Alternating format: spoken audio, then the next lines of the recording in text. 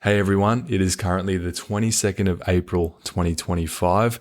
I was just in bed doing some work. I've been up for hours and hours just geeking out on automation and creating new systems and workflows. And I realized, oh no, it's Tuesday night.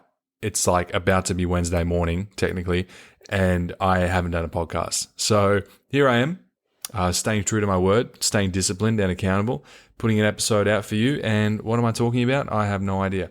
But yeah, I'm in a big automation phase in my business at the moment. I am prepping for a lot of scale. So I'm going to be growing the business a lot more and scaling, through different locations, hiring a lot of staff, maybe even exploring the possibility of contractors for a lot of big commercial jobs because there's a lot of things up in the air at the moment.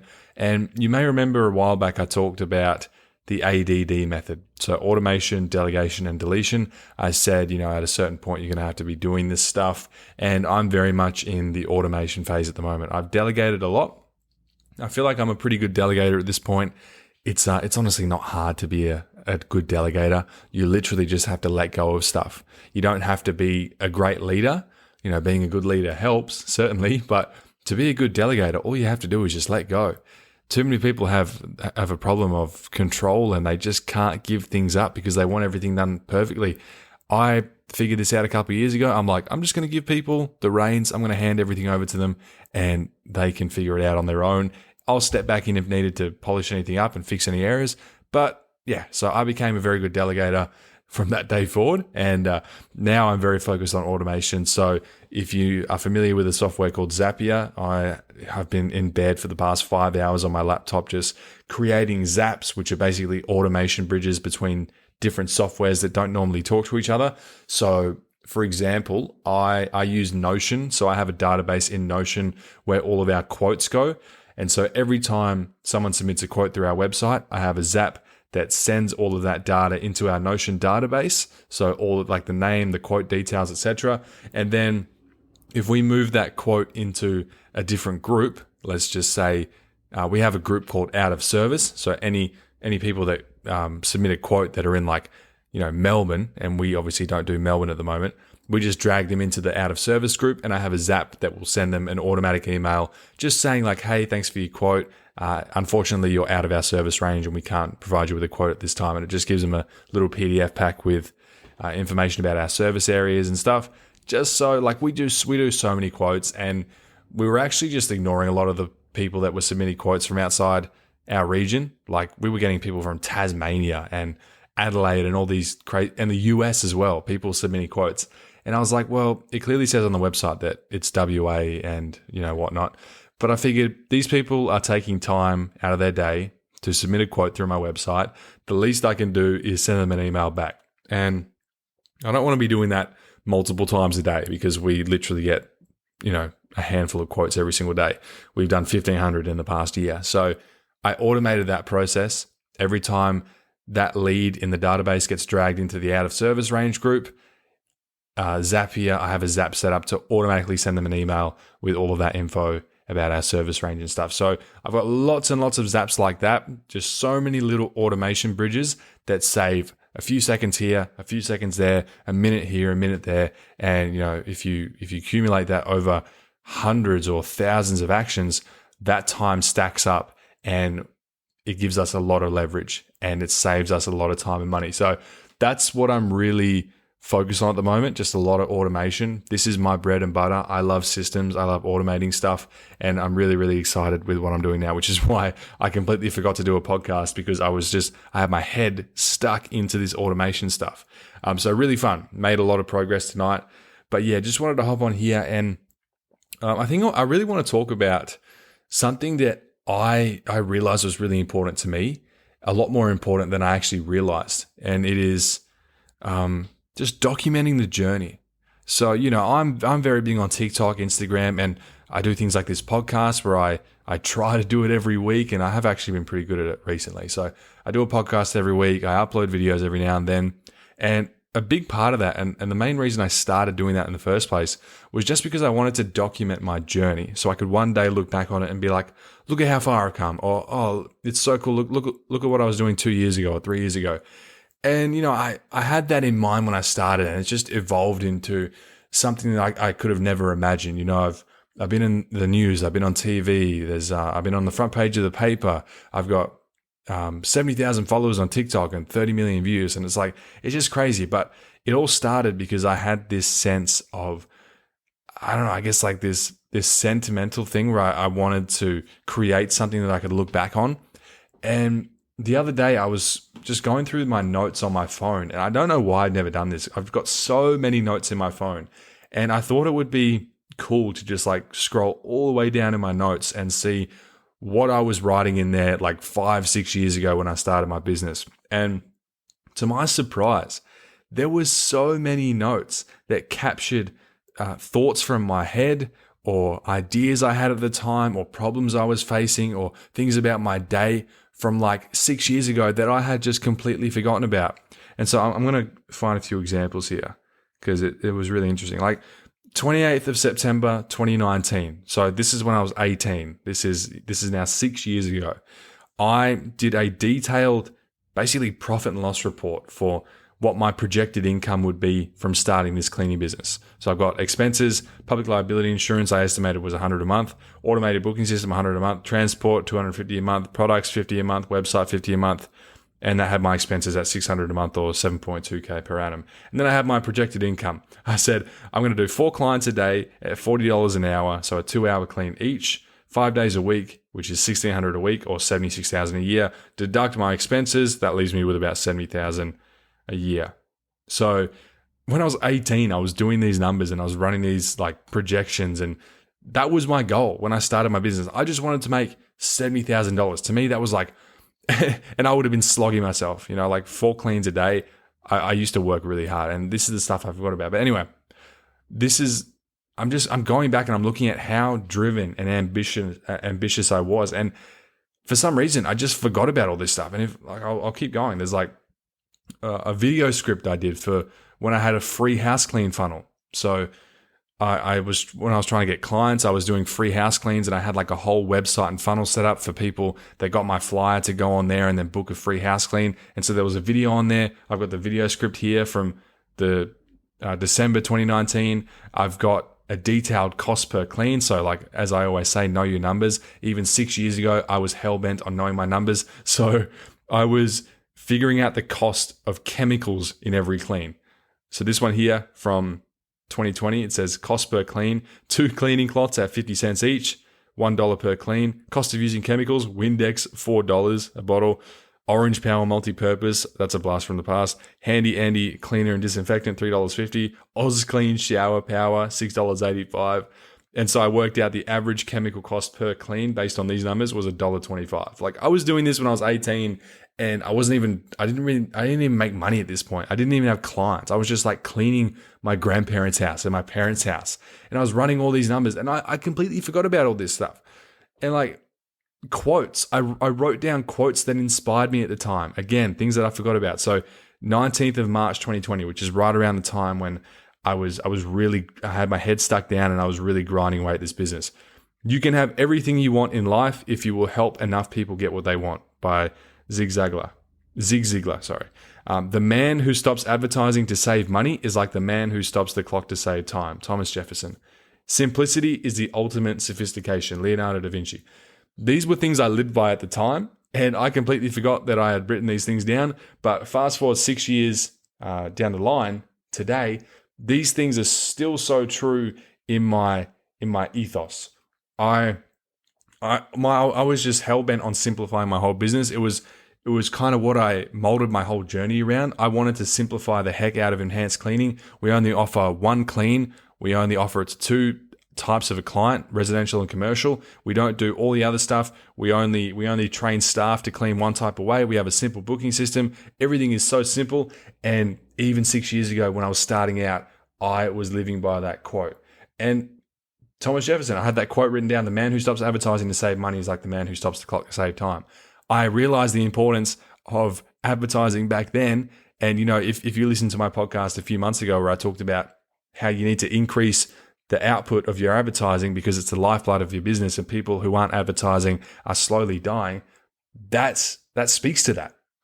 And, you can have everything you want in life if you will help enough people get what they want. All I wanted to do when I started was to help people keep their house clean. I just wanted to clean as many houses as possible. I wanted to do it in a simple way, and I never wanted to stop advertising. I always wanted to keep testing things. I wanted to make sure I was always keeping that wheel turning. And so, yeah, I don't know. I feel like I'm going off on a bit of a tangent, but my point is, this is ridiculous. Like in May 2020, I had written down the time of all of my cleans. So like, for example, 3x2 house, week 1, vacuuming took 19 minutes, pack up and clean, 5 minutes, mopping, 15 minutes, 40 seconds, skirting boards and door frames, 11 minutes, ensuite, 16 minutes, toilet, 10 minutes, kitchen, 13 minutes, vacuuming, 23. Like I was so driven. I was working so damn hard. And so why am I telling you all this? It's because 6 years down the track where I am now, I forgot about all of this stuff. And now I'm going back and I'm looking at it and I'm reminding myself how damn hard I worked and how driven I was even when nothing was happening, even when I wasn't getting clients, even when my family and friends and people around me were telling me not to do this and they were telling me I was silly and I should just get a job. I was doing all of this despite that. And now I'm seeing the fruits of that. But I forget about all that stuff. I forget about the journey I took to get to where I am now. And so it's great to go back and remind yourself of this stuff, because those times when you get imposter syndrome, because, I'm in a position now where everything, quote unquote, feels easier. Okay. Like it feels easier. It's not really easier, but it feels so much easier because I'm not doing physical work anymore. I'm leveraging other people's time. I'm leveraging systems. And, it is easier now. And then I've got people like, what do you even do? Why do you just get to sit up on your throne and collect all the money off other people's hard work? And, people are jealous of where you are, but they're not jealous of how you got there. And there's times where I'll have imposter syndrome where I'm like, maybe I don't deserve to be here. Like, I feel like I don't work hard enough. I feel like there's so many other people who are so much harder working than me that deserve this more than I do. So why am I here? And then I go look back on all this and I'm like, I forgot about how hard I worked in the beginning when no one believed in me, when I wasn't getting any results, when I wasn't making any money. I was still backing myself. I was still putting in the work. I was still doing my due diligence. I was reading books. I was studying other greats. I was studying people in the market. I was timing myself. I was knowing my numbers. I was setting KPIs. I was analyzing things. I was doing all that when I was getting nothing.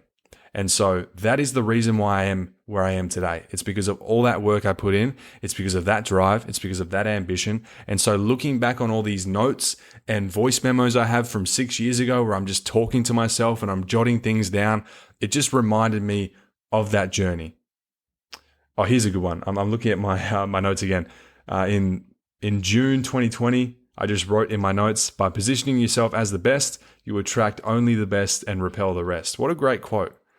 I'm so glad I write these things down. So, quotes that would inspire me at the time, I would just write them down and I would try to save that for later. And, does that sound like something that I align with? I talk all the time about positioning. I talk about how you want to position yourself as the best. And so there's a quote there in my phone. Anyway, it's just so fun for me. You're probably like sitting there listening to this like, what the hell are you on about? This is just like, I'm taking a trip down memory lane. I'm reminiscing about when I started, and it's so much fun for me. But so it's really important. This is my point. I'm getting to it. It's really important that even early on, even if you feel like nothing's really happening, if you don't have momentum, you need to just document everything you do. I've started to just do a little voice memo in my phone every single day, just recapping my day, talking about the ideas that I have in my head, talking about what I'm getting up to. So like today, I talked about how I'm building automations for enhanced cleaning, and we're gearing up for a potential Sydney expansion and maybe other expansions into other cities. So I'm just doing a voice memo every day so that one day I can look back and go through all of these and be like, wow, look at how far I came. Look at how hard I was working. Look at the ideas that I had at the time and look how they evolved over time. Because my only regret now, and I'm not a person that has regrets, but my only regret now, if you had to ask me, was that I didn't document things more. The notes in my phone are great. The voice memos I have are great, but there's so many gaps in between. There's like, there will be like 2-3 months where I didn't write anything, or I didn't have any any voice memo to look back on. And I wish that I had just stuck to that. I wish I had that benefit of hindsight in mind where I could just write things down, write down my thoughts, write down my feelings, write down my experiences and what was happening so that I could look on it today and be reminded of the journey that took me here, because it is so important. And imposter syndrome is a real big killer. Imposter syndrome will creep up on you if you forget about the journey that you took, if you forget about what brought you here in the first place. So I've been going for 15 minutes. I've been talking for 15 minutes. I don't know if I've been just ranting or if I've made much sense, but I really just want to implore people, like really, really want to implore people that you should just document the journey. Just even if you don't think it's anything significant, if you just like went in and handed out 100 flyers today, just talk about that. Talk about how you felt when you did it. Talk about the angle of the ad. Talk about the headline in it. Talk about what you wrote in it. Talk about the suburb you did it in. Talk about what your expectations are, what your goals are. And then in 3 years, 4 years, 5 years, 10 years, you can look back on that and be like, wow, look at what I was doing then. And even though it didn't work at the time, or maybe it didn't, look at where it led me. It's these little things that you do when you start out that build the muscles in your brain and get that repetition going and build that momentum. And, you just strengthen that mind muscle. So even back then, it took me 6 months to make any real money. But in those 6 months where I was doing all this stuff, I was building that repetition and I was getting better without even really realizing it. And so I think it's really important. And it's my only regret now. Well, I guess my other regret is that I didn't start sooner, but anyone's going to say that. If you achieve success and you ask people, what's your biggest regret? They're just going to be like, oh, I wish I did it sooner. But yeah, my only other regret would be that I didn't document the journey more. So whoever you are, whatever you're doing, whatever stage of your journey you're at, just make videos, make voice memos talking to yourself. Write things down in a journal or a diary. If I had good handwriting, I would do that, but my handwriting is disgusting and I hate to look at it, so I'm never doing that. So I just write notes in my phone. And so I'm in a habit of doing that now. I'm doing a daily voice memo to myself, and it's kind of like a voice journal. So one day I can look back on that and maybe I can make a compilation, and that'll be really cool to have. And my TikToks as well. I can look back on TikToks from 2 years ago that I made, and even now I'm like, wow, look at how far I came. That guy then, if you told him where he would be 2 years from now, he would be gobsmacked. He would not believe you. And so it's really cool to do this. And yeah, that's my whole point. I just want people to document things more. Even if you feel like no one wants to see it, you can just keep it to yourself. I keep these notes and these voice memos in my phone, but an added benefit is that you can share it with the world. You can build personal brand as a byproduct of documenting your journey. And I've done that now to, a pretty big extent, where I've just been documenting my journey online on TikTok and Instagram, and I've built a really big audience. And it's the reason why you're listening to this podcast now, because you probably found me on Instagram or TikTok. And that all started because I just wanted to document my journey. I was like, this was, 3 years ago, 2 years ago. I'm a 21, 22-year-old, and I'm like, I just want to make videos. I just want to create content about what I'm doing now, because I feel like I would love to look back on this one day. And I'm so glad I did, because it is super important. And it's just awesome to look back on this stuff. And I found myself, I was just sitting down and I was spending hours scrolling through my own notes from when I was 18, 19, 20, and just like reliving those times, reliving that state of mind and taking myself back to, that mindset or my way of thinking at the time. And it's brought me more in touch with myself, if that makes sense. So the person I was 5 or 6 years ago is a completely different person to who I am today. And it's really cool to be able to step back into my old self and kind of just relate to my thinking back then. Because now I'm looking at like all the quotes in my phone. Like I've got dozens of notes in my phone of just quotes that I saw and I loved. And I'm like, wow, I can now remember how those quotes spoke to me at the time and how important and how much of a cornerstone they were in my entire business and self-development journey, because they still ring true to me today. Even though I'd forgotten about a lot of this stuff, I look at everything I'm doing. I look at the content I put out. I look at the business I'm building, the systems I'm building, the things I tell people to do, the things I say. It all relates back to this stuff from 5-6 years ago. And so it's really interesting. And yeah, my whole point And hopefully I've made it without ranting and losing a lot of people. This is not a typical podcast. I don't usually just get on here and like rant. I've usually got an idea of what I'm going to talk about, but this was a little bit different. But anyway, I just really want more people to document things more. And if you're brave enough, share it with the world. You might be surprised at how many people would love to tune into what you're doing and just be a part of that ride with you. Because even if you feel like, you've got imposter syndrome, or if you feel like what you're doing isn't really that cool and no one's going to care, you'll be surprised. And the imposter syndrome is real. When you feel like, if you're further along in your journey and you feel like you're not good enough to be where you are, just remember where you came from. Just remember the journey to where you got now. I am a very confident business owner. I've become a lot more confident in myself, in my ability. But, from time to time, I do have those thoughts where I compare myself to others, and I have that imposter syndrome.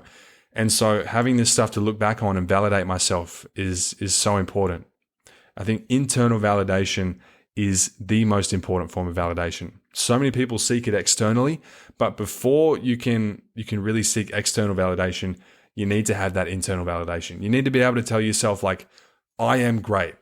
I really am worthy of XYZ. I really am worthy of this success. I really am worthy of this business. I really am worthy of whatever it may be. You need to be able to tell yourself that. And me having all of this stuff to look back on is a great way for me to validate myself, a way to validate my feelings, a way to validate my success, and not just downplay it and be like, oh, I just got lucky.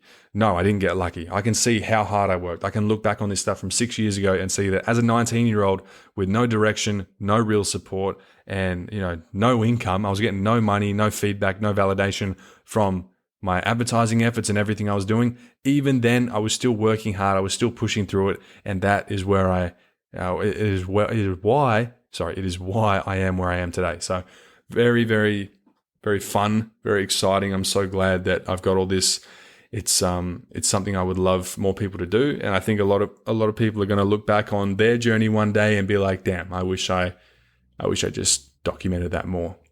And that's where I'm at. I wish I did it more, even though I did it a fair bit. I wish I did it so much more. So if you're like me and you get sentimental about this stuff, and if you're someone that deals with imposter syndrome and you feel like you have a sense of an inferiority complex, and maybe you have a heightened sense of self. Maybe you do feel like you're destined for something great, but then you also have these times where you have an inferiority complex, or you feel like you're not good enough. And you're like, why do I feel like this? But why do I also feel like I'm destined for great things and I'm going to go far? That is just the nature of an entrepreneur. It's like the oxymoron or the dichotomy of an entrepreneur. It's like we all feel like we can do this, but we also feel like we can't. We also feel like we're not worthy. We also feel like we don't deserve it. And so we need to do these things to just validate ourselves, because business ownership and entrepreneurialism, is that even a word? It is a lonely journey. A lot of the time you'll be on this road by yourself, and you're going to have to just be your own biggest fan. You're going to have to be your biggest supporter. And a big part of that is just, being a little bit crazy, talking to yourself on the phone, making videos, doing fun stuff, journaling. Because one day you're going to look back on it and you're going to be like, I am glad I did that. I am really, really happy that I documented the journey, because now I can look back on it and I can see just how hard I worked, and I won't forget that, because I definitely forgot a lot of the stuff. I know I worked hard, but I can't feel, the drive and the determination and the fear and the failure that I felt back then. But looking at these notes and listening back to voice memos, I can relive those moments. And that gives me that feedback loop and that gratification and that sense of like, oh, I deserve to be where I am right now. I earned this right. I earned my spot here. So yeah, that was the topic for today. Just document more, whatever you're doing. Even if you haven't started your business, document the creation of your business. Even if you have started your business, but you don't think you're doing anything impressive, if you just clean a few houses a week, if you have no staff, just document your journey to getting your first 10 clients. Document your journey to getting booked out. Document your journey to getting your first employee. Document your journey to removing yourself from your business and taking your first holiday. Whatever it is, make videos, make audio content, journal, and then one day you can look back on it. Even if you don't think much of it now, one day you're going to be glad you did, because I sure as hell am. And I just wish I did it more. So, whoops, I just dropped something. Hopefully you didn't hear that. It was pretty loud. But anyway, I am really doubling down on my efforts with content. I think it's so important to not only myself, but also my brand and my business. And so, yeah, now I'm doing it a lot more. I'm ramping up my efforts. I'm going to be doing these voice journals every day, and I'm going to try to stick to it. So I'm a bit slow when it comes to habits. Like if you look back on this podcast, the very first episode, I'm pretty sure I said I was going to do this every week. And so you can see that there's like maybe a month or two where I didn't. There was some months where I was doing it every week, and then I would just get complacent and I would stop. But now today, I do put out an episode every week. I do not compromise on that. And if I fail that, then I put out 2 episodes in a week, like I did in Sydney, because I didn't have time to record my usual Tuesday podcast for a Wednesday. So I did 2 podcasts in Sydney. So it takes me a long time to become disciplined with habits. And maybe you're like that too, but just start. Just make the first effort, because the initial effort, it's like going back to the gym for the first time in years, or if you've never been before, taking that first step into the gym for the very first time in a long time or ever, that's the hardest part. So the hardest part is just starting. After that, it gets a lot easier. So do that stuff, even if you think it's silly. Just talk to yourself, write stuff down, whatever thoughts you have, whatever ideas you have, whatever problems you're facing, whatever successes you're having, write it down, speak it out there, video it. Just make sure it gets out of your head so it doesn't just become a figment of your imagination that you'll one day forget. And with that being said, I will probably end the episode here. I don't think there's anything else I can ramble on about. So I'm going to get back to doing what I was doing, building automation bridges. That's what I love to do. It's what I am geeking out on at the moment. I don't know.